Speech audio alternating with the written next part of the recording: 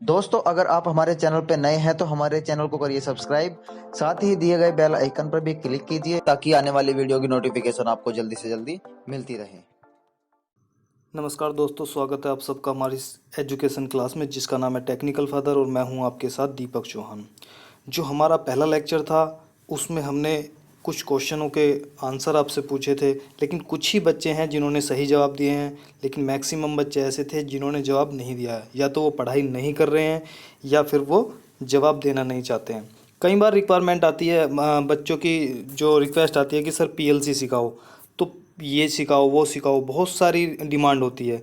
लेकिन जब तक आप बेसिक क्वेश्चनों को भी सही से नहीं करेंगे तो आगे बढ़ने का फिर कोई मतलब नहीं रह जाता है। आप चीज़ों को इकट्ठी कर लो, बहुत सारा पढ़ लिया, बहुत सारा सुन लिया, लेकिन जब तक उन्हें एनालाइज नहीं करोगे, क्वेश्चन का जवाब आप नहीं दोगे, तब तक पीएलसी सीखने से कोई बेनिफिट नहीं है। क्योंकि पीएलसी में क्या होता है, पीएलसी में आपकी पूरी मशीन को कंट्रोल किया जाता है। लेकिन जब तक आपको मशीन के पार्ट ही पता नहीं होंगे, आप अच्छी तरीके से क्वेश्चन पढ़ नहीं रहे हो, उसका आंसर नहीं दे रहे हो, तो फिर पीएलसी सीखने का कोई मतलब नहीं है। और पीएलसी बहुत सारी चीज़ें हैं कि डिफेक्ट कैसे सही करते हैं, पीएलसी कैसे सेट करते हैं, वो सारी चीज़ें पोस्टपोन होती रहेंगी जब तक आप आंसर सही से नहीं दोगे। कमेंट में कुछ ही बच्चे हैं जो आंसर सही से दे रहे हैं, लेकिन कुछ बच्चे जो हैं वो सिर्फ देखते हैं, सुनते हैं, बताते भी हैं कि सर वीडियो से फ़ायदा हुआ, फ़ोन भी आते हैं, कमेंट भी करते हैं, लेकिन आंसर नहीं देते हैं। तो आगे से उस चीज़ पे ध्यान रखना कि आंसर सही से दो, ताकि आपका लेक्चर और आगे अच्छी तरीके से बढ़ सके। तो आइए चलते हैं, जो आपसे आंसर जो पूछे थे, क्वेश्चन पूछे थे, आज उसका आंसर आपको दे देते हैं कि कौन सा क्या सही था। तो शुरू करते हैं अपनी एक कोट के साथ अपने लेक्चर को। दूसरों की गलतियों से सीखें। आप कभी इतना लंबा नहीं जी सकते कि सारी गलतियां खुद करने का मौका मिले।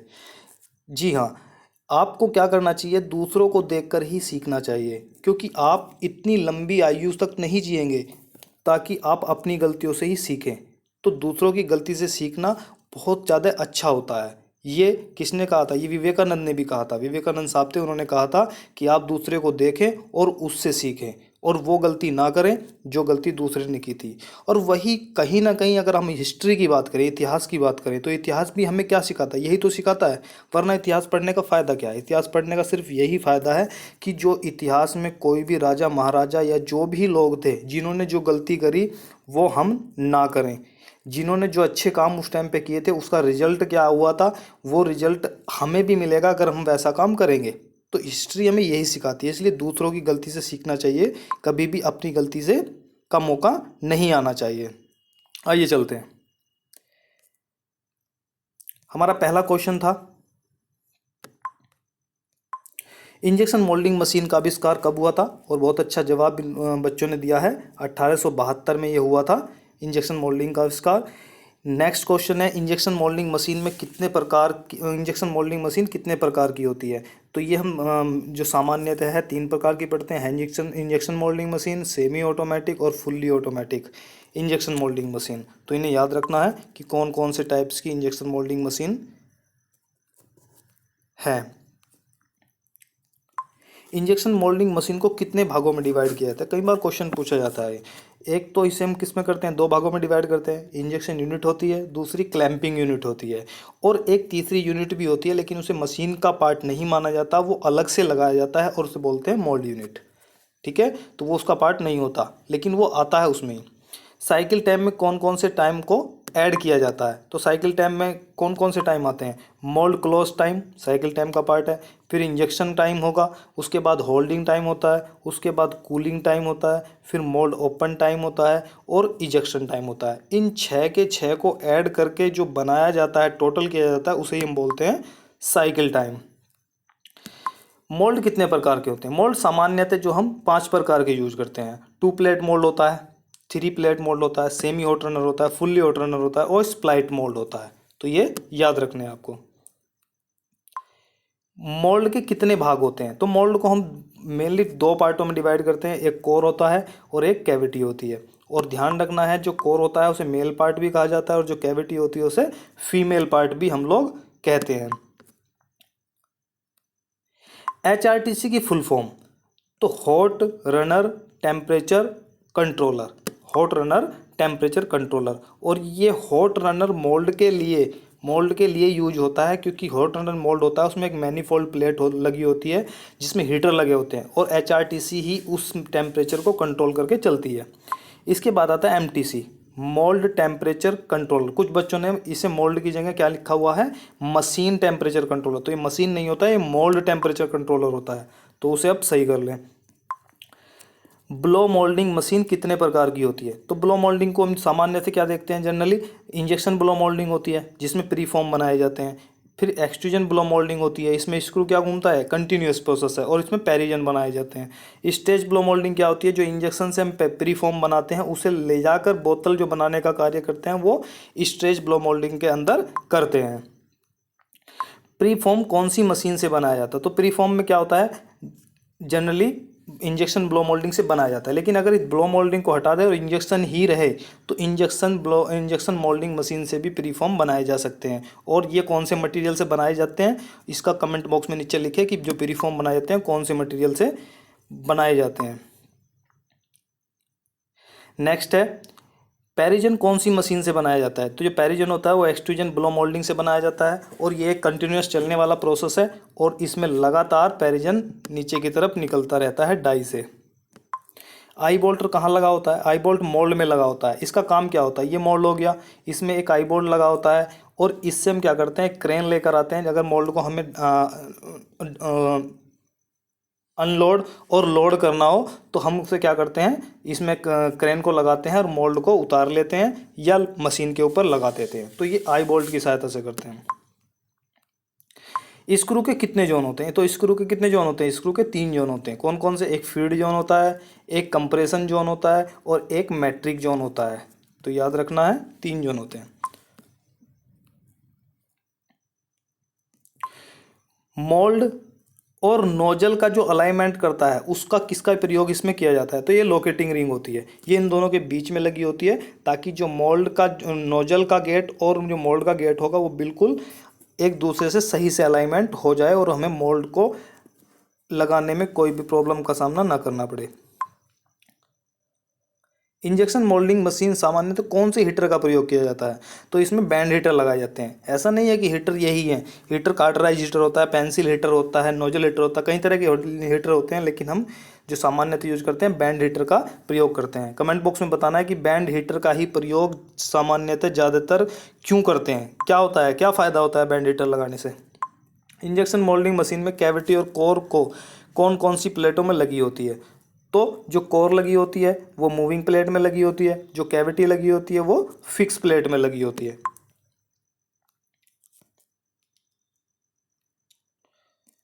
फीड थ्रोट कूलिंग ये कहाँ लगी होती है? ये हॉपर की नेक में लगी होती है, यानी कि हॉपर की गर्दन में लगी होती है। और इसका काम क्या होता है? जो फीड थ्रोट कूलिंग होती है, जो बैरल होता है, बैरल क्या होता है, वो गर्म होता है, हीट होता है। तो बैरल की हीट क्या होती है? बैरल की हीट हॉपर की तरफ गति करने लगती है, चलने लगती है। तो अगर जो बैरल की हीट हॉपर में चली जाएगी, प्रॉपर मेंटेन हो जाएगी, तो जो मटेरियल हमारा कहाँ पिघल रहा है, मेल्ट कहाँ हो रहा है, बैरल में, अब वो कहाँ मेल्ट होने लगेगा, हॉपर में मेल्ट होने लगेगा। तो जो गर्दन है हॉपर की या नेक है वो क्या हो जाएगी, ब्लॉक हो जाएगी। जब ब्लॉक हो जाएगी तो मटेरियल नीचे नहीं आएगा बैरल में, और जब मटेरियल नीचे नहीं आएगा तो मशीन बंद हो जाएगी। तो इसलिए हम क्या देते हैं, हॉपर को ठंडा रखने के लिए फीड थ्रोट कूलिंग देते हैं। प्री ड्राइंग टेम्परेचर क्या होता है? जिस टेम्परेचर पर प्लास्टिक रॉ मटेरियल को रखकर मॉइस्चर यानी कि नमी को दूर किया जाता है उसे ही बोलते हैं प्री ड्राइंग टेम्परेचर। नेक्स्ट आता है तुम्हारा प्री ड्राइंग टाइम। तो जितने टेम्परेचर पर जितने समय तक हम मॉइस्चर को रखकर दूर करते हैं, जो नमी है उसे हम दूर करेंगे, तो कोई तो समय होगा और कोई टेम्परेचर रखा होगा। तो जो टेम्परेचर होता है प्री ड्राइंग टेम्परेचर कहते हैं, और जो समय होता है उसे प्री ड्राइंग टाइम कहते हैं, मॉइस्चर को रिमूव करने के लिए।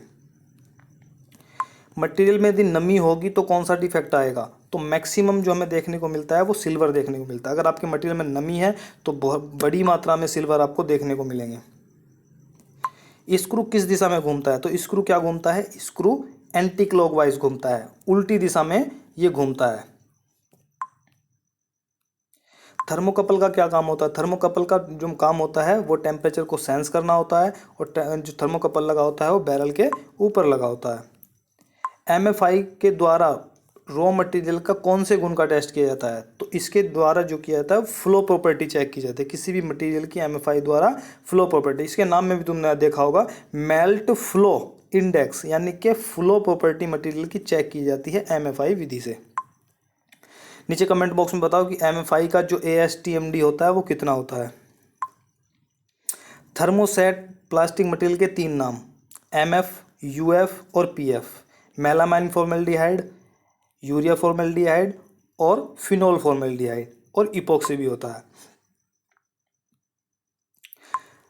थर्मोप्लास्टिक मटेरियल के 10 नाम बोले थे, पीपी होता है, पीसी होता है, पॉम होता है, पीवीसी, पीए, एबीएस, पीबीटी, शान और पीएस और पीई। ये 10 नाम हैं। इनकी फुल फॉर्म कमेंट बॉक्स में नीचे लिख कर बताओ। और ये मत सोचा करो जी कमेंट बहुत सारे हो गए, नहीं, तुम्हारा उससे रिवीजन होता है, जितने ज़्यादा तुम आंसर दोगे उतना ही बेनिफिट है, क्योंकि वो तुम्हारा रिवाइज हो जाएगा। कई बार क्या होता है स्पेलिंग मिस्टेक हो जाती है, तो आप लिखकर कमेंट बॉक्स में अगर प्रैक्टिस करते हो तो आपकी जो स्पेलिंग है वो भी सही हो जाएगी कि किस मटेरियल को कैसे लिखा जाता है। तो कमेंट बॉक्स में ज़्यादा से ज़्यादा आंसर देने की कोशिश किया करो, जिससे आपके आंसर ज़्यादा से ज़्यादा रिपीट होंगे तो आपको याद भी हो जाएंगे।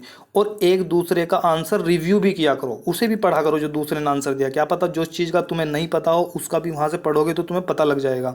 इसलिए कमेंट बॉक्स में ज़्यादा से ज़्यादा आंसर दिया करो, और दूसरों ने जो आंसर कमेंट बॉक्स में दिए हैं उन्हें भी पढ़ा करो, क्योंकि वहाँ पे बहुत सारी चीज़ें आपको सीखने को मिलती हैं।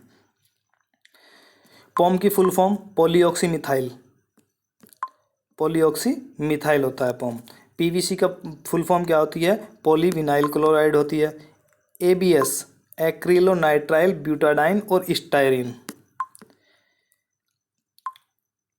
पॉलीकार्बोनेट का जो मोनोमर, ये बहुत ज़्यादा इंपॉर्टेंट है, इसका तुम्हें पता होना चाहिए। जो पॉलीकार्बोनेट होता है उसका जो मोनोमर होता है वो होता है बिस्फिनॉल ए और फॉस्जीन गैस। और ये फॉस्जीन जो गैस होती है ये क्लोरोफॉर्म से बनाई जाती है। जब क्लोरोफॉर्म होती है तो क्लोरोफॉर्म जब ऑक्सीजन से ये क्या कर देती है, रिएक्ट कर जाती है, तो उस टाइम पे क्या बन जाती है, ये एक फॉस्जीन गैस। और ये एक विषैली गैस है, ये इंसान इससे मर भी सकता है।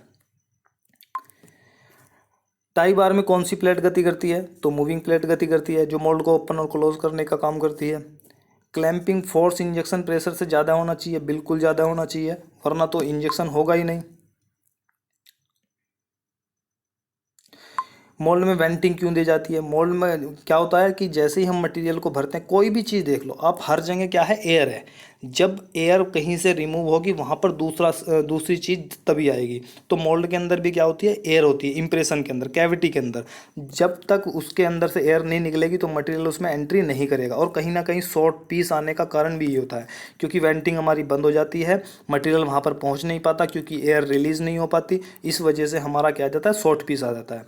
तो वेंटिंग को प्रॉपर ध्यान रखकर, अगर तुम्हारा शॉर्ट पीस की प्रॉब्लम आ रही है तो वेंटिंग का उसका ध्यान रखा करो कि वेंटिंग प्रॉपर काम कर रही है नहीं कर रही। तो एयर को क्या करती है, वो मोल्ड से रिमूव कर देती है।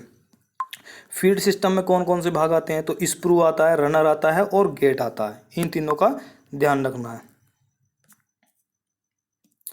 गाइड पिलर और गाइड बुश का क्या काम होता है, ये कोर और कैविटी के सही अलाइनमेंट के लिए कोर और गाइड पिलर और गाइड बुश का प्रयोग किया जाता है।